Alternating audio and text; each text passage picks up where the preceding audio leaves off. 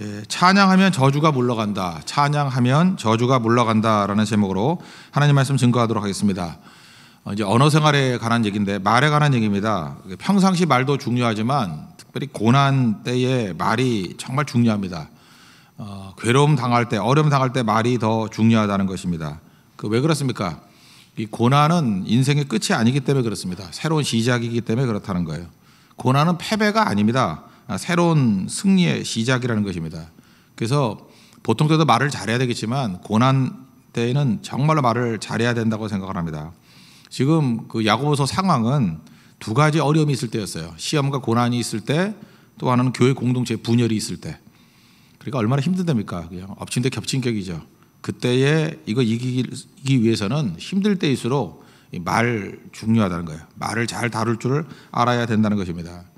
1절부터 6절까지는 이제 서론적인 얘기예요. 1절을 보면은 이런 얘기가 나오죠. 큰 심판 받을 줄 알고 선생이 많이 되지 말라. 지금 이게 언어 생활, 말 얘기하면서 갑자기 선생 되지 말라. 이건 무슨 뜻일까요? 이거는 그냥 문자 그대로 보면 안 되고 이렇게 흐름을 통해서 보면은 이렇게 해석하는 게 옳다고 생각합니다. 선생으로 말하지 말라는 거예요. 말할 때 선생의 입장에서 말하지 말라는 거예요. 그럼 어떻게 말해야 돼요? 듣는 자의 입장에서 말해야 된다는 거예요. 어떤 사람 들어보면 좀 기분 나쁠 수 있죠. 특별히 목사가 하는 얘기 이렇게 사적으로 들어보면 기분 나쁘죠. 뭐든 선생같이 얘기하잖아요. 그죠? 다 아는 듯이 자기 전공 분야도 아니면서 그런 얘기를 하는 거예요. 이게 똑같은 맥락이 우리 긍휼 얘기할 때도 나왔죠. 그죠? 우리가 리더십을 가질 때 진짜 중요한 게 뭐예요? 긍휼, 컴패션, 함께 고통을 나누는 마음으로. 그러니까 우리는 심판주로 말을 하는 게 아니라는 거예요. 막 정죄하듯이 내가 하나님이고 너는 죄인이다 이런 뜻으로 말하면 그게 효과가 없다는 거죠. 나도 죄인이었는데 건진 받았다. 같은 고통을 받은 사람으로서 우리도 같이 가자 그래야죠. 같이 가자. 주님께로 같이 가자.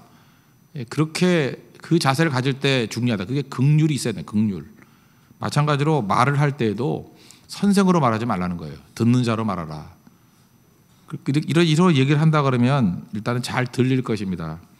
그리고 2절을 보니까 실수가 많은데 말에 실수가 없으면 완벽하다. 그러니까 여기서 알 수 있는 게 무엇입니까? 우리의 주특기가 실수예요. 그렇지 않습니까? 어떤 특기가 뭐냐 그러면 피아노, 웅변, 옛날에 그런 거 많이 썼는데 사실상 진짜 제일 많이 하는 걸 말한다 그러면 우리의 주특기는 실수예요. 특별히 말입니다. 말. 저도 하루에도 몇 번씩 후회하는지 몰라요. 괜히 말했어. 거기서 끊어야 되는데 왜 이렇게 오래 했나? 15분 하면 되는데 괜히 2분 더 해가지고 망했어. 이런 거 그죠? 그 말을 하지 말았어야 되는데 그 예는 들지 말았어야 되는데 그런 표현은 하지 말았어야 되는데 이런 게 많다고요. 그러니까 말에 실수가 없는 사람은 없다라는 거죠.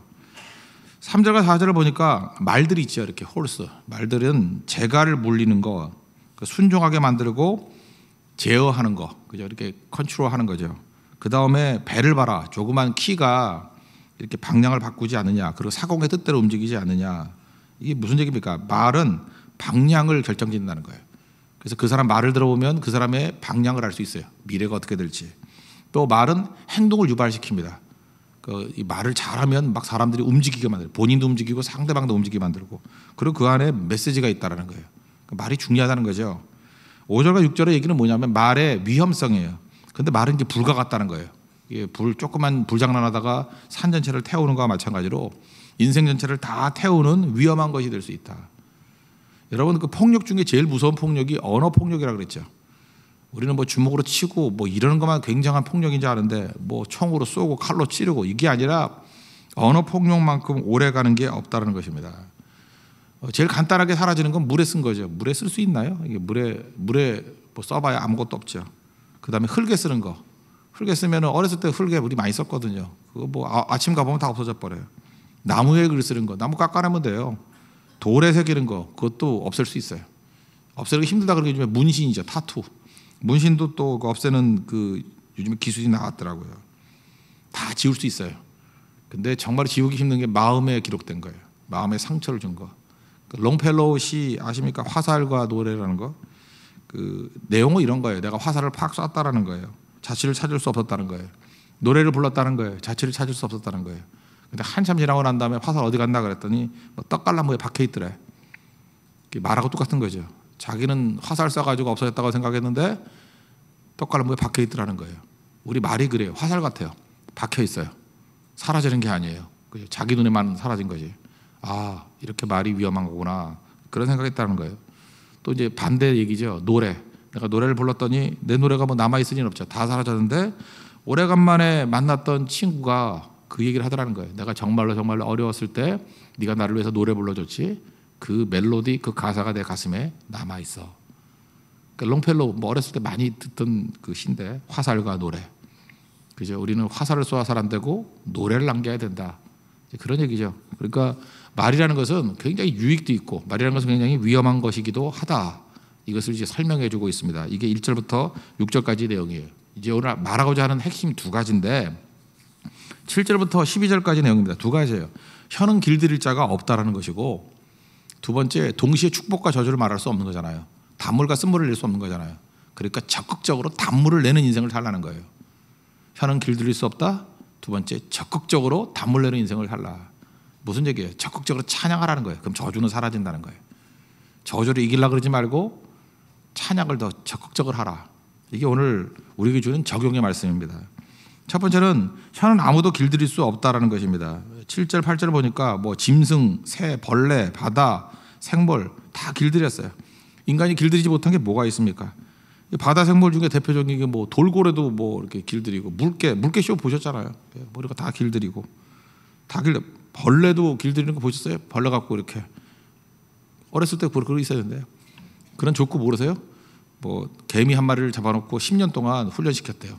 막 덤블링도 하고 막. 이거 보라고 그랬더니 눌러주겠대요. 그게 몰라요? 예, 허무함. 그거 잘 모르시는군요. 예. 좀 아재 개그를 좀 아십시오. 예. 그래서 뭐 10년 꼭 뭐 한순간에 날아가는 게 그런 거라고. 개미 훈련시켰더니 이거 보라고 하다가 말 확실히 해야 돼요. 딱 가려놓고 이 개미의 쇼를 보십시오. 그래야 가만히 있지. 이거 보라고는 눌러주기죠. 그죠?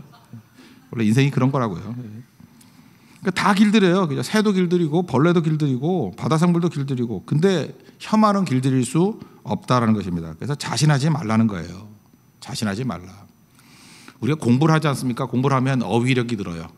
어제도 제가 말씀을 드렸지만 그 운다라는 단어가 한국에서는 몇 가지 단어가 없는데 영어는 굉장히 많은 단어가 울다라는 표현이 있어요. 굉장히 많은 단어, 뭐 20가지 넘는 것 같아요. 울다라는 단어가. 공부를 많이 하면요, 특징이 뭐냐면 똑같은 표현을 할 때에도 약간의 뉘앙스와 약간의 호감을 주는 단어를 선택할 수 있어요. 그래서 소설을 많이 읽으면 어휘력이 풍성해진다 그러잖아요. 말을 여러 가지로 풍성하게 할 수 있고, 그리고 정확한 표현을 할 수 있어요. 그래서 언어가 중요한 건데 사전이나 이렇게 소설을 많이 읽어야 언어가 풍성해진다고 해요. 그죠? 그게 예수를 잘 믿으면 어휘력이 느는 건 아니에요. 어휘력은 공부를 많이 해야지 늘어요.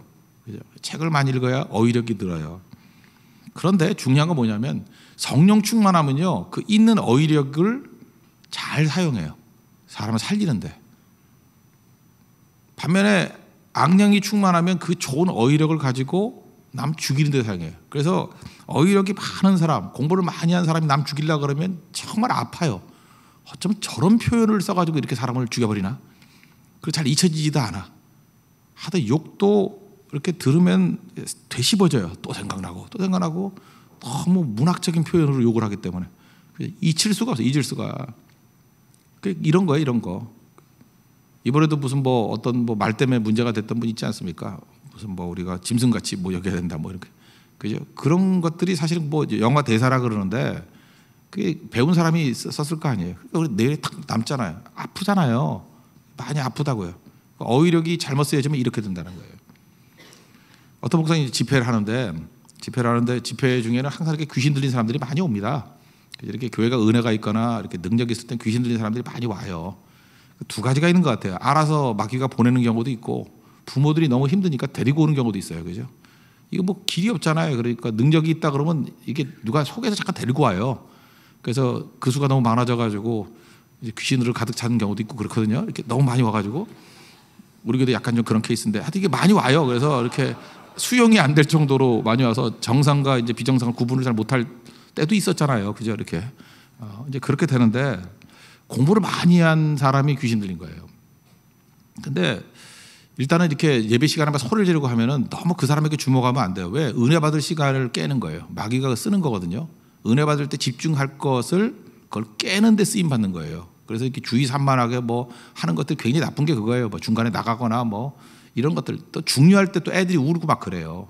그래서 그런 걸 조심해야 된다고. 왜? 전체가 은혜 받는 걸 깨기 위해서 마귀는 별의별 걸 다 사용해요. 그죠? 그런데 이 배운 사람이 귀신 들린 거예요.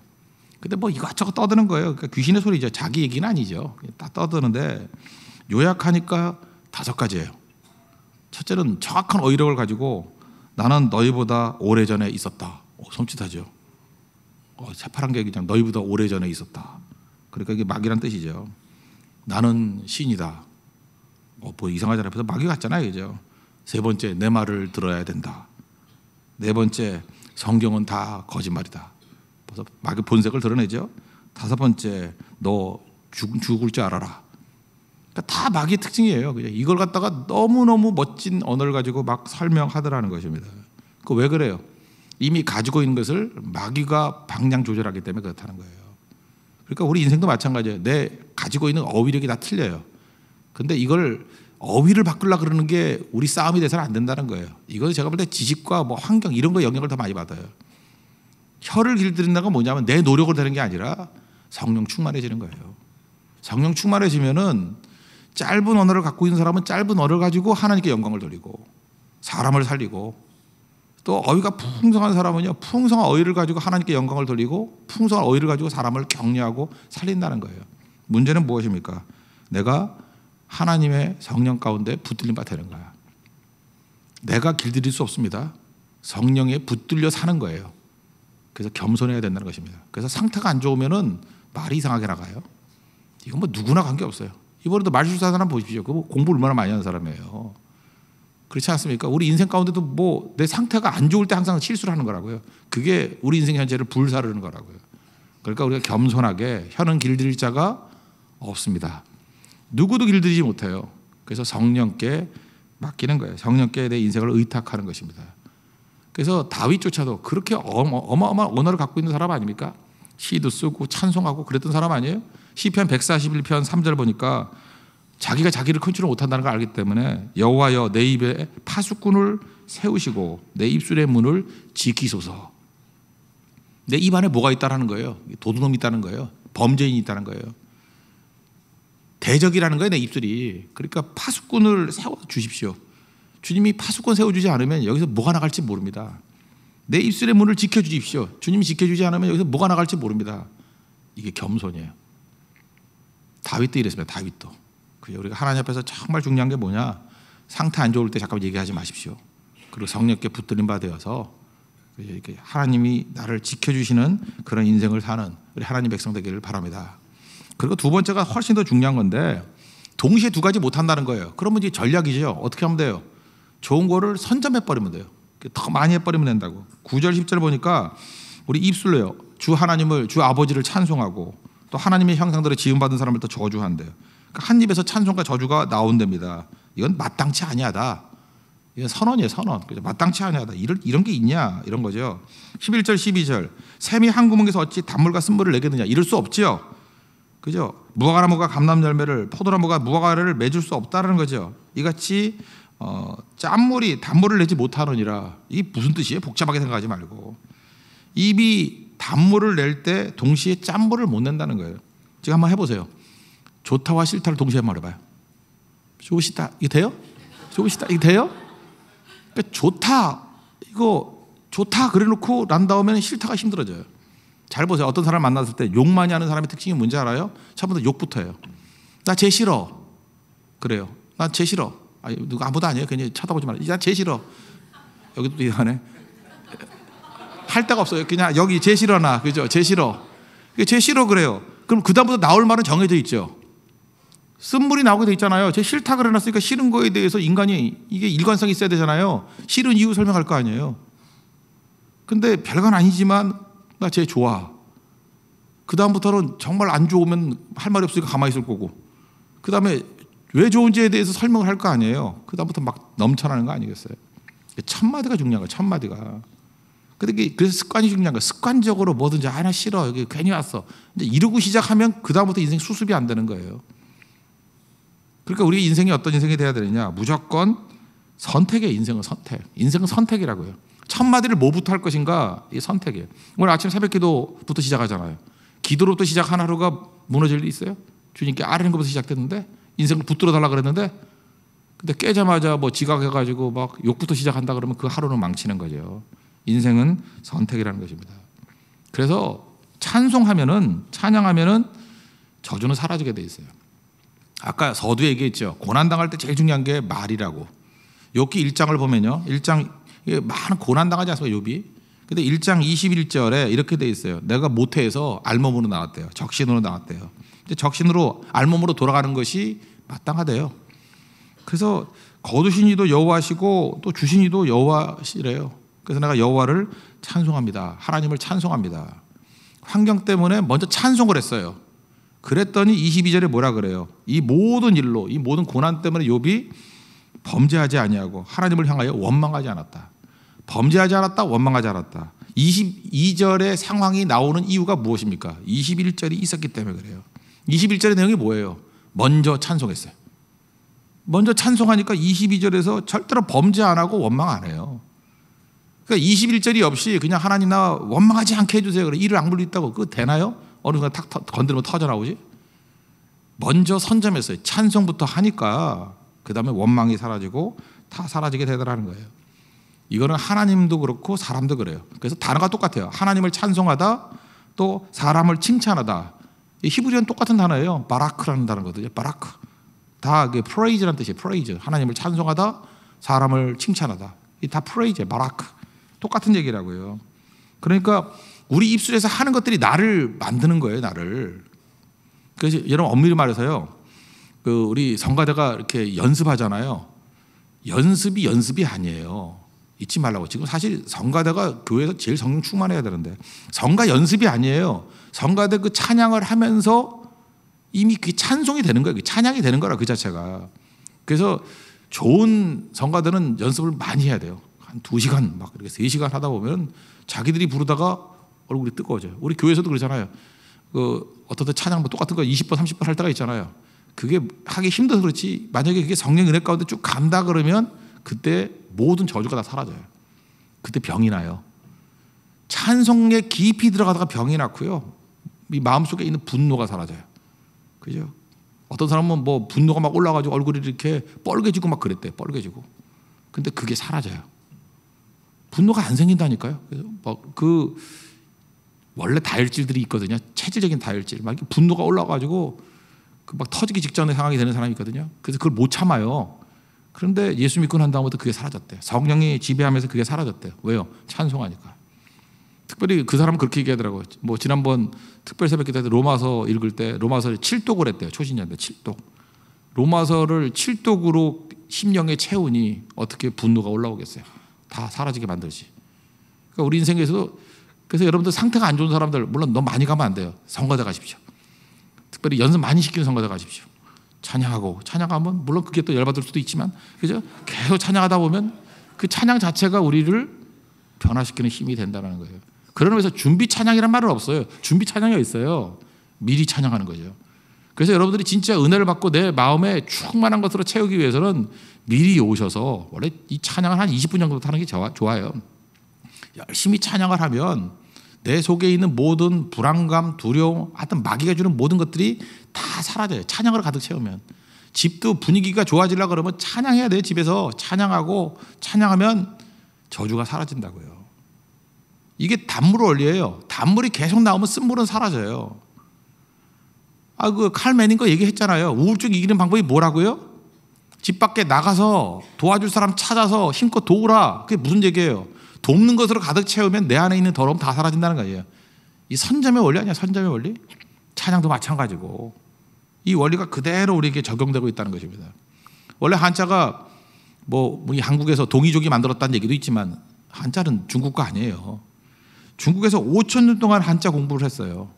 근데 한국에 밀렸어요. 한국 사람이 한자 더 많이 알아요. 옛날 얘기에 조선시대 때. 이유가 뭐냐? 이런 얘기가 있어요. 5,000년 중국 한자 학습이 한국의 500년 한자 학습에 졌대요. 이유가 뭐냐? 중국에서는 500년 동안 한자를 공부했대요. 근데 한국에서는 조선에서는 500년 동안 한자를 독경했대요. 독경이 뭐예요? 큰 소리를 하늘천 따지 거부령부령 하면서 소리를 내면서 읽었다라는 거예요. 그리고 외웠다라는 거예요. 무섭죠? 중국은 공부할 때 우리는 외워버렸어요. 이슬람의 강점이 뭔지 알아요? 코란을 외워버린다는 거예요. 유대인의 강점이 뭔지 알아요? 모세오경을 외워버린다는 거예요. 토라를 외워버린다는 거예요. 우리가 지금 다시 능력 있게 해야 될 일이 뭐냐 하면 그냥 암송하는 거예요. 암송. 시험 이기는 마음이 뭐냐? 야고보서 1장 외워버리는 거예요. 그거 안 되면은 2절부터 4절까지 외워버리는 거예요. 그냥 무슨 도전이 오면 이렇게 생각하세요. 잠깐 시험 이기고 어디 가서 무슨 도 닦으려고 그러지 말고 아카마이가 시험을 하면 그래 오늘은 10절 외울게. 그죠? 시험이 좀 세게 오면 그래 20절 외울게. 또 머리 상태가 좀 안 좋으면 오늘은 3절 외울게. 그래서 시험만 오면 외우면 외운다는 게 읽으면 돼요. 많이 읽으면 나도 모르게 외워져요. 저는 한 번도 성경 외우려고 그런 적이 없었어요. 설교 준비할 때는 한 50번 읽거든요. 50번 읽다 보면 쓸데없이 또 외웠네. 막 이렇게 돼요. 그죠? 나 이거 뭐하러 외우지 이걸? 그러니까 외우지 않아도 돼요. 잠깐만 읽으라고. 읽으면 외워져요. 이게 머리에 남는다고요. 그죠? 그게 능력의 능력. 독경의 능력. 우리 민족은 이게 있다는 것입니다. 로마서 10장이 있잖아요. 마음으로 믿어 의에 이르고 입으로 시인하여 구원에 이른다고. 시인하는 거 시인. 그래서 시인하는 민족, 중얼중얼대는 민족은 제일 강해요. 유태인들 미국 같은 데 가보세요. 맨날 중얼중얼 거리면서 다녀요. 여호수아 1장 3절 말씀이 이루어진다잖아요. 내 발바닥으로 밟는 땅이 다 네 것이 된다고. 그거 믿고 연세 드신 분들은 그냥 할 일 없이 걸어 다닌대요. 이거 우리 땅 되게 해달라고. 그게 독경의 능력이에요. 우리 민족 독경할 때 제일 강했어요. 독경. 외우십시오. 입술로 고백하십시오. 그때 제일 강력하다라는 것입니다. 다윗이 골리앗 이겼습니다. 어떻게 이겼죠? 물맷돌로 이겼다. 믿음으로 이겼다. 다 맞아요. 근데 더 중요한 건 말로 이겼어요. 그냥 나가 싸우기 이전에 너는 칼과 단창으로 내게 나오지만 나는 만군의 여호와의 이름으로 나간다. 너들 저 새들의 밥이 될 것이다. 말로 먼저 이기잖아요. 우리도 마찬가지예요. 하나님 앞에 그저 이렇게 담대한 말로 아뢰고 악한 대적을 말로 멸하고 그게 기도거든요. 찬송하고 그래서 말로 먼저 이겨야 돼요. 그리고 나가서 싸우면 백전백승한다는 것입니다. 오늘 여러분의 이 원칙 단물 원리 잊지 마십시오. 잠깐 쓴물이 나온다는 얘기는 나는 왜 쓴 게 나올까? 쓴 게 나오는 이유는 단물이 선점하지 못했기 때문에 그래요. 먼저 찬송하십시오. 먼저 감사하십시오. 그죠? 먼저 단물을 터져나오게 만드십시오. 누구 만나면 나쁜 소리 하지 말고 나 너 좋아. 그러고 시작하라고요. 오늘은 좋은 날이야. 오늘은 축복의 날이야. 나는 될 사람이야. 거울 보면 나는 이렇게 예쁘지. 그러고 시작하라고요. 그죠? 그럼 예쁜 짓 하게 돼 있어요. 그런 말 쓰지 말라 그랬지. 하여튼 예쁜 행동하게 돼 있어요. 예쁜 행동. 예쁜 사역하게 돼 있어요. 그죠? 그렇게 돼 있다고. 그리고 자신하지 마십시오. 혀는 길들여지는 게 아니에요. 성령 의지해서 내 입에 파수꾼 세워주시고 입술의 문을 지켜주시고 성령의 나를 이끌어 달라고. 그래서 우리의 말이 마귀의 도구가 아니라 하나님의 도구. 그걸 뭐라 그래요? 의의 병기, 의의 무기 되는 하나님의 거룩한 종 되기를 축원합니다. 기도하겠습니다. 이 시간에 언어를 통해서 하나님 앞에 승리를 이루게 해달라 다 같이 하나님 앞에 간구하도록 하겠습니다.